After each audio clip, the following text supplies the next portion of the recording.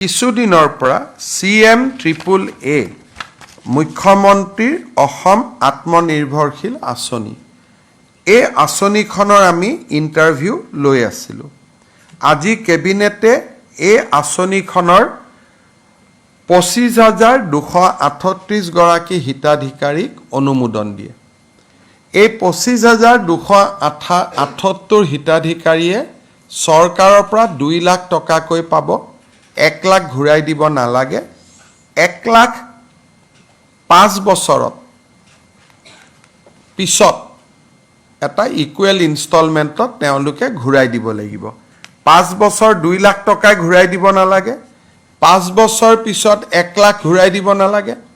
আৰু বাকী 1 লাখ যি ঘূৰাই দিব থাকিব সেয়াও সৰু সৰু ইনষ্টলমেণ্টত পিছৰ 5 বছৰ অৰ্থাৎ 10 ইয়াৰ্ছৰ ভিতৰত 5 years হলিডে 5 ইয়াৰ্ছৰ পিছত তেওঁলোকে সৰু সৰু ইনষ্টলমেণ্টত পিছৰ 5টা বছৰত আমাক টকাটো ঘূৰাই দিব। 1 লাখ ঘূৰাই দিব, তাৰো সুদ দিব নালাগে।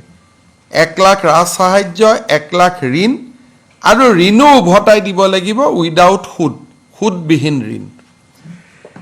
এই আঁচনিখনত আমি আজি কেবিনেটে 25,238 বেনিফিচিয়াৰীক আমি অনুমোদন দিছোঁ।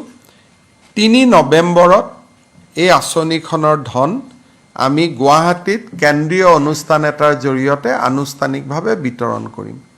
3 নৱেম্বৰলৈকে অহা সপ্তাহৰ পিছৰ পৰা এই হিতাধিকাৰীসকলক প্ৰত্যেকটো জিলা হেডকোৱাৰ্টাৰত 3 দিনকৈ এটা প্ৰাৰম্ভিক প্ৰশিক্ষণো দিয়া হ'ব।